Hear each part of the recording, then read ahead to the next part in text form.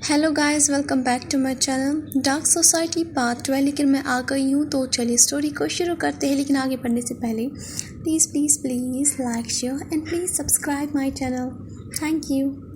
जैन को देखते ही यानजी का चेहरा पूरी तरह से पीला पड़ जाता है। यानजी का चेहरा देखते ही जैन उसका एक्सप्रेशन समझ गया था कि यानजी ने उसे यहाँ पर इनवाइट नहीं किया था। उसके बाद ईबो और यानजी एक दूसरे का हाथ थामकर पेरेंट्स के पास चले जाते हैं और उनसे दुआएं लेते हैं। कुछ टाइम के बाद जैसे ही यानजी को मौका मिलता है तो वो चुप कर जैन से मिलने के लिए चली जाती है। फिर वो दोनों एक बड़े से पर्दे के पीछे छुप जाते हैं और एक दूसरे से बात करना शुरू करते हैं। उसके बाद यानजी रोते हुए जैन को टाइटली गले लगाती है। जैन यानजी को रोता हुआ देखकर उसकी पीठ को थपथपाता है और फिर जैन इंतज़ार करता है कि कब यानजी रोना बंद कर देगी। जैन को यानजी के बारे में पहले से ही पता है कि उसके साथ ज़रूर उसकी फैमिली ने ज़बरदस्ती की है। तभी यानजी जैसे ही चुप हो जाती है, फिर वो जैन से कहती है, जैन तुम वांग यीबो को कैसे जानते हो? क्या उसने तुम्हें इनवाइट किया है? क्या तुम उसके इतनी क्लोज हो कि उसने तुम्हें इनवाइट किया? यानजी नॉन स्टॉप जैन से सवाल पूछ रही थी। यानजी के सवाल सुनने से जैन के हाथ में पसीना आने लगा था। तभी जैन यानजी से कहता है, उसने तुमसे क्या कहा? तो यानजी जैन से कहती है, जब मैं लास्ट टाइम ईबो से मिली थी, डैड ने मुझे फोर्स किया था कि मैं ईबो के मैंशन चले जाऊं ताकि हम लोग वहां पर ईबो के साथ डिनर करें। ईबो से मिलने के बाद मुझे पता चला कि उसे मुझ में इंटरेस्ट ही नहीं है, उसे मैं पसंद नहीं हूँ। लेकिन तभी जैन कहता है, लेकिन क्या? फिर यानजी कहती है, ईबो ने मुझसे दोबारा कांटेक्ट किया और उसने मुझसे कहा अगर मैंने शादी से मना कर दिया तो तुम बहुत ही बड़ी मुसीबत में फंस जाओगे। लेकिन उसने मुझे ये भी कहा कि आगे चलकर वो कभी भी इस एंगेजमेंट को कैंसिल कर देगा। तभी जैन यानजी से कहता है, क्या उसने तुम्हें तकलीफ़ पहुंचाई? तो यानजी से कहती है, अरे नहीं, वो तो हमेशा मेरे साथ नाइस ही होता है, अच्छे से मेरे साथ बिहेव करता है। तभी यानजी जैन से कहती है, जैन क्या तुम्हें कोई प्रॉब्लम है क्या? प्लीज़ मुझे बताओ, अगर कोई भी प्रॉब्लम है तो मैं तुम्हारी हर तरीके से मदद करूँगी। तभी जैन उसे कहता है, नहीं, इस बार तुम मेरी कोई भी मदद नहीं कर पाओगी, मेरी तरफ देखो। ये कहते हुए जैन यानजी का हाथ अपने हाथों में थाम लेता है और फिर मुस्कुराने की कोशिश करता है। फिर वो यानजी से कहता है, जितना हो सके तुम ईबो से दूर रहो, जितना पॉसिबल हो जाए उतना। मैं ईबो को तुम्हें छूने भी नहीं दूंगा, मैं तुम्हें प्रॉमिस करता हूँ। लेकिन अभी के लिए तुम वापस गेस्ट के पास चली जाओ, कहीं किसी को शक न हो जाए कि तुम पार्टी में नहीं हो। फिर यानजी जैन से कहती है, प्लीज़ अपना अच्छे से ख्याल रखना जैन। ये कहते हुए यानजी जैन के चेहरे को केयर करती है और जैन भी यानजी को टाइटली गले लगाता है। जैन काफ़ी ज़्यादा डरा हुआ है, कहीं ये लास्ट टाइम ना हो कि उसने यानजी को गले लगाया हुआ है। नेक्स्ट सीन में दिखाते हैं, जैन पार्टी में है और तभी ईबो की नज़र जैन पर पड़ती है और जैन भी ईबो को देखता है। ईबो काफ़ी देर तक जैन को घूरता रहता है, फिर वो सीधे दरवाजे की तरफ चला जाता है। जैन समझ गया था कि ये ईबो का इशारा है कि उन दोनों को अब बात करनी है, इसीलिए जैन चुपचाप ईबो को फॉलो करता है और वो दोनों मेंशन से बाहर चले जाते हैं। उसके बाद ईबो अपनी कार में बैठता है और फिर चुपचाप जैन भी कार के अंदर बैठ जाता है। पूरी राइड में वो दोनों कुछ नहीं कहते हैं, बस चुपचाप बैठे रहते हैं। जैसे ही ईबो घर पहुंच जाता है, वो चुपचाप गाड़ी से उतर जाता है और जैन भी उसे फॉलो करता है। फिर ईबो सीधे अपने बेडरूम में चला जाता है। जैन भी चुपचाप उसे फॉलो कर रहा था। बेडरूम में पहुंचने के बाद जैन बेडरूम को देखता है जहां से शुरुआत हुई थी। जैसे ही जैन रूम के अंदर चला जाता है, तभी ईबो जैन को कहता है, संभल के चलो। ईबो की बात सुनने के बाद जैन फ्लोर की तरफ देखता है। फ्लोर पर काफ़ी ज़्यादा शीशे के टुकड़े पड़े हुए थे। ये देखने के बाद जैन समझ गया था कि उस रात के बाद ईबो काफ़ी ज़्यादा गुस्से में था। जैन ईबो से कहता है, वांग ईबो, क्या तुम्हारे अंदर थोड़ी सी भी प्योरिटी बची है? तुम उसकी ज़िंदगी के साथ कैसे खेल सकते हो?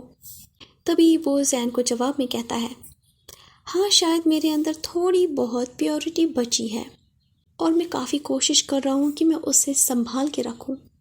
और तुम अच्छे से जानते हो कि मैं किसके बारे में बात कर रहा हूँ। क्या हो अगर मैं उससे शादी कर लूँ और उसकी ज़िंदगी तबाह कर दूँ? तुम तो अच्छे से जानते हो कि मुझे लोगों की ज़िंदगी के साथ खिलवाड़ करना बहुत ही अच्छा लगता है और मैं इसमें काफ़ी ज़्यादा माहिर हूँ। ये कहते हुए यीबो जैन की तरफ ही देख रहा था और जैन की तरफ देखते देखते वो अपना जैकेट उतार कर फेंक देता है। फिर यीबो कहता है, मैं सोच नहीं पा रहा हूँ कि तुम कपड़ों में ज़्यादा अट्रैक्टिव लगते हो या बिना कपड़ों के। मुझे तो तुम दोनों में ही अट्रैक्टिव लगते हो।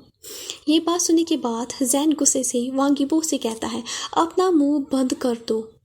तुमने ऑलरेडी मुझसे सब कुछ छीन लिया है। अब क्या तुम मुझसे मेरी ज़िंदगी भी छीनना चाहते हो? क्या हो अगर इस बार शुरुआत मैं करूं? ये कहते हुए जैन घुटनों में बैठता है और फिर शीशे का जो एक टुकड़ा होता है उसे उठाकर अपने गले के पास रखता है। ये देखकर यीबो की आंखें बड़ी हो जाती है और वो काफ़ी ज़्यादा डर जाता है। तभी वो कुछ कदम आगे जैन की तरफ बढ़ाता है। फिर वो जैन से कहता है, प्लीज़ प्लीज़ ऐसा मत करो प्लीज़। ये कहते हुए यीबो तेज़ी से आता है और जैन का हाथ पकड़ लेता है और उसके हाथ से वो शीशे का टुकड़ा ले लेता है और तभी वो जैन के चेहरे पर एक जोर का लाफा मारता है। जैसे ही जैन को थप्पड़ पड़ता है तो जैन को महसूस होता है कि उसके चेहरे पे कुछ लिक्विड सा लगा था। वो कुछ और नहीं बल्कि यीबो का खून था जो कि उस शीशे के टुकड़े को छीनते हुए यीबो का हाथ कट गया था। फिर यीबो जैन के वेस्ट को पकड़कर उसे नीचे गिराता है और फिर उसे कहता है, अगली बार ऐसा करने की कोशिश भी मत करना, मैं तुम्हें नहीं छोड़ूंगा। ये सुनते हुए जैन को और ज़्यादा गुस्सा आता है तो वो अपनी फुल फोर्स में यीबो को धक्का देता है और उसके टॉप पर आता है और फिर उससे कहता है, क्या हो अगर मैं तुम्हारी जान ले लूँ? इससे सब ठीक हो जाएगा? फिर यीबो कामली होकर जैन को जवाब देता और कहता है, ठीक है, ले लो जान। यीबो काफ़ी ज़्यादा काम था। ये देखकर जैन सरप्राइज हो जाता है और यीबो की तरफ देखते देखते ही जो जैन के अंदर फीलिंग्स थी वो और ज़्यादा बढ़ जाती है। जैन का दिमाग बार बार जैन से कह रहा था कि वो फाइट बैक करे, लेकिन जैन कुछ भी नहीं कर पा रहा था। फिर वो यीबो से कहता है, इस सिली गेम को अब रोक दो, अब सब कुछ यहीं पर ख़त्म कर दो। यीबो कुछ नहीं करता है, ना वो मूव करता है और ना ही वो कुछ कहता है। वो बस चुपचाप जैन का चेहरा देख रहा था। जैन जैसे ही देखता है कि यीबो से जवाब में कुछ नहीं कह रहा है तो वो भी चुपचाप यीबो की तरफ ही देख रहा था। यीबो की तरफ देखते देखते जैन पूरी तरह से पागल हो जाता है क्योंकि उसकी जो फीलिंग्स थी वो और ज़्यादा बढ़ गई थी। उसकी फीलिंग्स अब उसके ऊपर हावी होने लगी थी। तो जैन कुछ नहीं करता है, बिना टाइम गवाए जैन उसकी शर्ट उतार देता है और रफली उसके शोल्डर्स को बाइट करता है और उसकी पूरी बॉडी को रब करता है और उसके बाद धीरे धीरे उन लोगों का सेक्सुअल एक्टिविटी जो है वो शुरू हो जाती है। जैसे ही उनका सेक्सुअल एक्टिविटी ख़त्म हो जाती है जैन काफ़ी ज़्यादा टायर्ड हो गया था। जैन यीबो के बगल में ही लेटा हुआ था। फिर जैन अपनी आंखें बंद करता है और फिर वो अपने आप के साथ कहता है, जैन तुमने अपने आप को इस गेम में खो दिया, अपने आप को भी और यीबो को भी। फिर वो कहता है, मैं हर वो चीज़ करूँगा जो तुम चाहोगी, मैं हमेशा तुम्हारे साथ ही रहूँगा। यीबोस ब्रो। जैसे ही यीबो देखता है कि जैन ने शीशे का टुकड़ा अपने गले के पास रखा है, यीबो इमेजिन करता है कि उसने अब जैन को हमेशा के लिए खो दिया है। यीबो काफ़ी ज़्यादा डर जाता है। कुछ साल पहले कुछ ऐसा ही हुआ था किसी के साथ और अब यीबो उसे दोबारा नहीं दोहराना चाहता है। फिर यीबो जैन से कहता है, कुछ भी, मैं कुछ भी करूँगा लेकिन प्लीज़ तुम ऐसा मत करो। और जैसे ही जैन ने यीबो को पुल डाउन किया था, यीबो चुपचाप बस जैन को ही देख रहा था। हालांकि यीबो को काफ़ी ज़्यादा हर्ट भी हो रहा था, लेकिन फिर भी यीबो सोचता है, क्या मैंने इसे कुछ ज़्यादा तकलीफ़ दी है? पहली बार यीबो की ज़िंदगी में यीबो ने किसी को इजाज़त दी थी कि वो उसके साथ कुछ ऐसा ट्रीट करे, कि उसके साथ कुछ ऐसा बिहेव करे। यीबो चुपचाप बस जैन को हर वो हरकत करने देना चाह रहा था ताकि जैन एक्सेप्ट करे और रियलाइज़ करे कि वो दोनों जुड़े हुए हैं। सिर्फ और सिर्फ मौत ही उन दोनों को अब अलग कर सकती है। यीबो ये भी जानता है कि जैन इस वक्त काफ़ी ज़्यादा स्ट्रगल कर रहा है। वो यीबो को अपनी फीलिंग्स भी नहीं बता पा रहा है। उसके बाद जैन फिर यीबो से कहता है, उसे अकेला छोड़ो, तुम्हें यान्सी को अकेला छोड़ना होगा, उसे जाने दो। फिर यीबो जैन से कहता है, ठीक है। तो जैन फिर उसे कहता है, उसे हमारे बारे में कुछ भी मत बताना। यीबो जवाब में कहता है, ठीक है, मैं नहीं कहूँगा, लेकिन अब प्लीज़ क्या तुम उसके बारे में बात करना बंद करोगे? तभी जैन फिर दोबारा उसे कहता है, मैं हमेशा तुम्हारे साथ रहूँगा, लेकिन फिर ईबो तभी उसकी बात को काटते हुए कहता है, लेकिन क्या? इस डर्टी गेम को फाइनली मैंने जीत लिया है, लेकिन फिर भी न जाने क्यों मैं खाली सा महसूस कर रहा हूँ। तो जैन जवाब में उसे कहता है, विदाउट फीलिंग्स, तुम्हें इससे ज़्यादा और कुछ भी नहीं मिलेगा। इससे ज़्यादा तुम सोचना भी मत। तुम्हें सिर्फ और सिर्फ मेरी बॉडी मिल सकती है। लेकिन जैन की बात दोबारा ईबो काट देता है और फिर ईबो जैन से कहता है, मैंने कभी भी तुमसे नहीं कहा था और ना ही मैंने तुमसे कभी भी मांगा कि तुम मुझसे प्यार करो। ईबो के अंदर काफ़ी ज़्यादा शार्पली पेन झलक रहा था। तभी ईबो जैन की बॉडी के ऊपर आ जाता है। जैन की बॉडी अभी भी शिवर कर रही थी, तो ईबो जैन की जो चिन है उसे होल्ड करते हुए फिर जैन से पूछता है, ये तुम्हारा पहला टाइम है ना?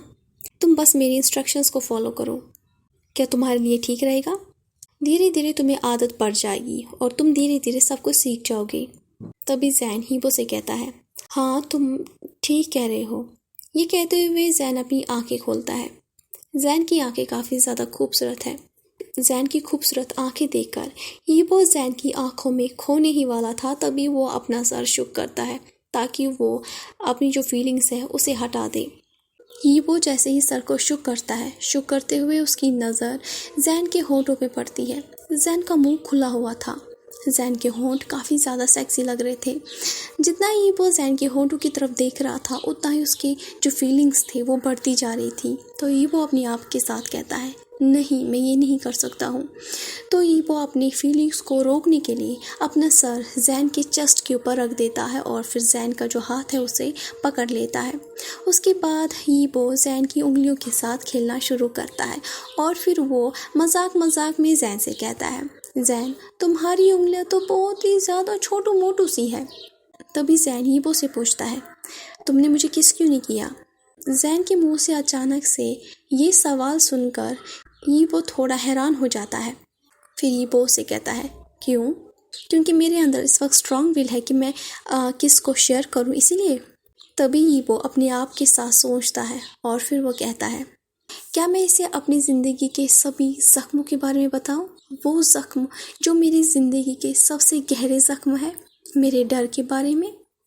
मैं जानता हूँ जैन के अंदर इस वक्त मेरे लिए काफ़ी डिज़ायर है जो कि वो मुझसे छुपा रहा है।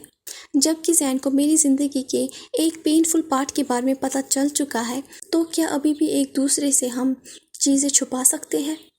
किस इस तरह का टच, ये काफ़ी सॉफ्ट फीलिंग होती है, फीलिंग जिनसे मुझे हमेशा दर्द मिला है। अब हमें इस स्टोरी में फ्लैशबैक दिखाया जाता है। जब भी वो छोटा सा बच्चा होता है उसे एक अंधेरे कमरे में बंद किया जाता है। जैसे तैसे करके ईबो खड़ा हो जाता है और फिर दरवाजे के पास चला जाता है। फिर वो अपने छोटे हाथों से दरवाजे को खटखटाता है ताकि कोई उसकी आवाज़ सुने। वो चिल्ला चिल्ला कर मदद मांग रहा था, लेकिन उसके पास कोई नहीं आता है। ईबो चिल्लाकर अपने डैड को बुलाता है और कहता है कि वो दोबारा ऐसा नहीं करेगा। वो चिल्लाकर अपनी डैड से माफ़ी मांगता है और उसे प्रॉमिस करता है कि दोबारा वो उससे बात नहीं करेगा।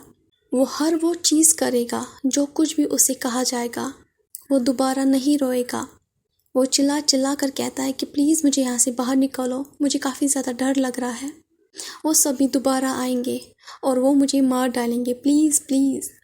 ईबो ये दरवाज़ा खटखटाते हुए कहता है, लेकिन हर बार की तरह कोई भी दरवाज़ा नहीं खोलता। फिर ईबो रेंगते हुए कमरे के एक कोने में चला जाता है। अपने घुटनों को गले लगाकर ईबो अपनी आंखें बंद करता है, लेकिन फिर भी ईबो को दिखाई दे रहा था कि दीवारों से मॉन्स्टर्स आ रहे हैं और वो उसकी तरफ धीरे धीरे आ रहे हैं। उनके बड़े बड़े दांत हैं और उनकी लाल आंखें हैं और वो धीरे धीरे ईबो को काट रहे हैं और उसे खा रहे हैं। ईबो वहाँ से भागना चाह रहा था, लेकिन उसके पास कोई भी ऑप्शन नहीं था। ईबो चिल्लाना चाह रहा था, लेकिन उसके मुंह से कोई भी आवाज़ नहीं आ रही थी। ईबो को महसूस हो रहा था कि वो लोग ईबो को चबाकर खा रहे हैं। धीरे धीरे ईबो डर के मारे फ्रोजन हो जाता है। डर की वजह से ईबो बेहोश होने ही वाला था। तभी रूम में एक लड़की आती है और वो भागते हुए आती है और ईबो को गले लगाती है। फिर वो ईबो से कहती है, सब कुछ ठीक हो जाएगा ईबो, मैं यहाँ पर हूँ। वो ये धीरे धीरे कहती है। उसकी आवाज़ सुनकर हीबो दोबारा सांस लेना शुरू करता है। फिर वो लड़की हीबो से कहती है, तुम अब अपनी आंखें खोल सकते हो, वो सब जा चुके हैं। हीबो जिसने आंखें बंद की हुई थी, वो आंखें बंद करके उसे कहता है, सच में वो चले गए? तो लड़की कहती है, वो चले गए। फिर वो उससे कहता है, तुम यहाँ पर कैसे आ गई? तो वो लड़की उससे कहती है, मैंने तुम्हारी मॉम से एक्स्ट्रा कीज़ चुराई थी इस कमरे की।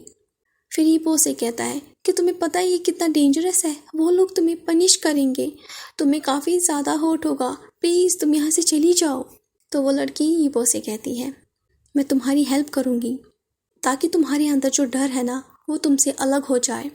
देखो मेरी तरफ। छोटे से हीबो वो ये कहते हुए हीबो का जो फेस है अपने हाथों में ले लेती है और फिर उसके क्लोज चली जाती है। फिर वो कहती है, हर अंधेरे में एक छोटी सी रोशनी होती है, तुम्हें बस उस छोटी सी रोशनी को देखना है, और इस वक्त इस अंधेरे में मैं तुम्हारी छोटी सी रोशनी हूँ यंग मास्टर। उसकी बात सुनने के बाद ही वो फिर अपनी आंखें खोलता है और फिर उसकी तरफ देखकर स्माइल करता है। वो लड़की काफ़ी ज़्यादा खूबसूरत होती है। उसको देखने के बाद हमेशा हीबो के मन में एक वार्म सा फील होता है। तभी हीबो उस लड़की से कहता है, क्या सच में मेरी ज़िंदगी में कोई ऐसा होगा जो मेरी फीलिंग्स को महसूस करेगा और मेरे दर्द को भी शेयर करेगा? वो छोटी सी लड़की हमेशा हीबो की मदद करने के लिए हमेशा उसके पास आती है। जब कभी भी हीबो को उस डार्क रूम में बंद किया जाता था तो वो चुपके से आती थी ताकि वो हीबो की हेल्प करे। हीबो हमेशा उसकी गोद में अपना सर रखता था। उसे उसकी गोद हमेशा दुनिया की सबसे सेफेस्ट जगह लगती थी। हालांकि वो लड़की भी छोटी उम्र की ही थी, लेकिन फिर भी वो हीबो से कहीं ज़्यादा स्ट्रांग थी। वो पहली ऐसी शख्स थी जिसने हीबो को प्यार किया था, उसे हर चीज़ से प्रोटेक्ट किया था। लेकिन उन दोनों को बिल्कुल भी पता नहीं था कि आने वाली ज़िंदगी में ऊपर वाले ने उनके लिए क्या प्लानिंग की हुई है। और इसी के साथ आज का पार्ट ख़त्म होता है। आज का पार्ट आपको जैसा भी लगा हो, please please please like share and please subscribe my channel. Thank you so much.